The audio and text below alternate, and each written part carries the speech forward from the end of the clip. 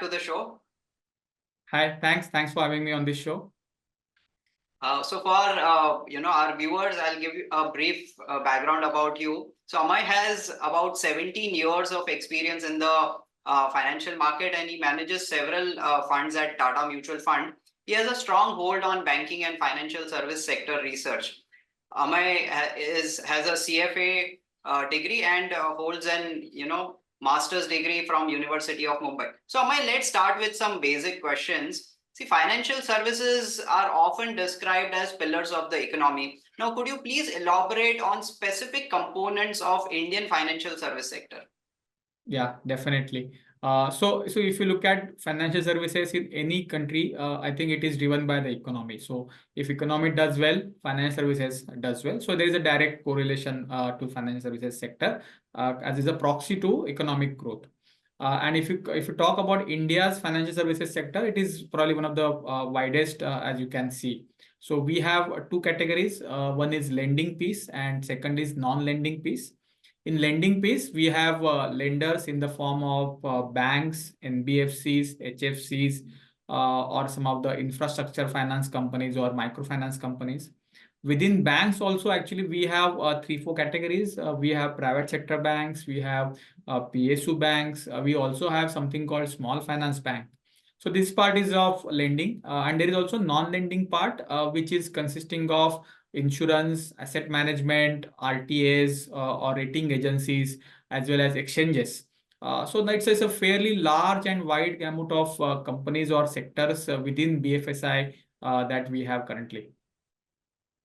Got it. And among these subsectors like banking or insurance or NBFC, do you see any particular subsector having more potential for growth compared to others? So when I look at potential for growth for any of these sectors, we normally use a parameter, something called penetration levels of the particular sector. And it is normally linked to the GDP. Interestingly, in India, most of these subsectors that we talked about, banks, insurance, or for that matter, asset management companies, I think the penetration levels are significantly low. So the opportunities are there in all the fields, and obviously we are actually fairly positive on almost all the categories that we discuss currently.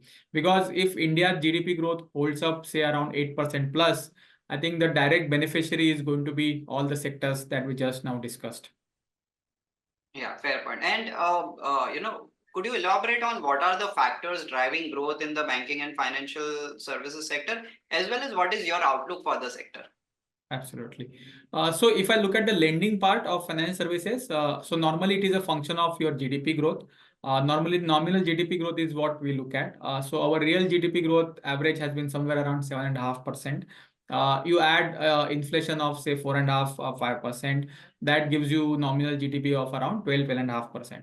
And normally the credit growth that we see at the banking system level, that is a function of this nominal GDP growth.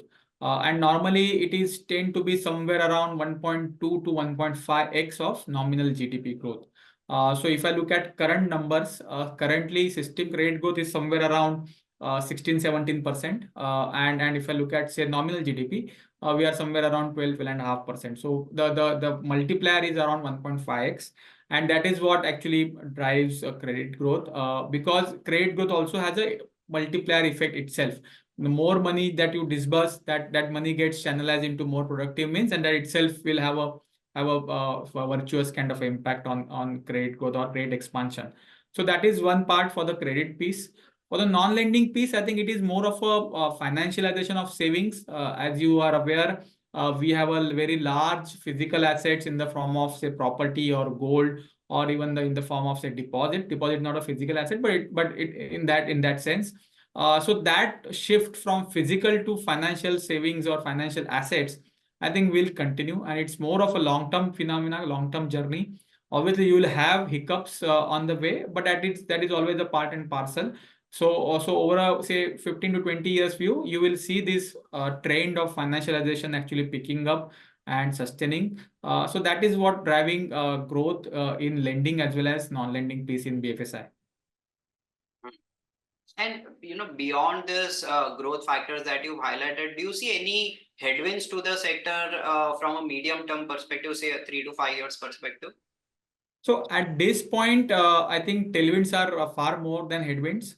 Headwinds are always in the form of either external challenges or internal issues. So normally external challenges, normally I put it, there are two events normally that impact. One is geopolitical uncertainty, and that itself results in a either spike in commodity prices or supply chain gets interrupted. So those things can have impact because it has a direct correlation to the inflation that India goes through. So external challenges are always there, which can sort of impact the industry. Internal challenges are mostly the doings of banking system where there is a probably irrational exuberance in lending. But good part is that I think the regulator has played a very big role in Indian banking system. I think we are probably one of the best regulator who is probably most proactive regulator that you can see at this point in any of the world's economy. And that is sort of ensuring that we don't repeat previous mistakes. We don't get into a the previous experience of bad asset quality cycle, which lasted for almost 7-8 years. And so that is sort of also giving us a confidence that because of the fairly strong oversight of regulator, we can see a fairly healthy as well as robust economic growth without getting into any asset quality challenges. And finally, Amey, if you could throw some light on the upcoming NFO of Tata Nifty Financial Services Index Fund. Yeah, so as I said, financial services is a big category, and probably index fund also reflects that exposure that you can have in this category. And the important point that everyone probably needs to remember is the valuation part, which probably is also critical from an investor's perspective. And at this juncture, when I look at valuation of say financial services vis-a-vis other sectors, I think this is the only sector where valuation is actually somewhere around 10 to 20% discount to last 10 years or 5 years average, while other sectors have significantly re-rated. And if I also look at earnings growth potential, my sense is that if you look at consensus estimates, I think there is at least almost 85 to 90% of the companies in BFSI are expected to report double-digit growth. So you have valuation is in your favor as well as you have earnings growth continuing. I think that is a very good combination from investors' perspective. Got it. And finally, the specifics of the NFO, like what is the opening date, closing date? So NFO is opening on 8th of April and it will close on 22nd of April. All right.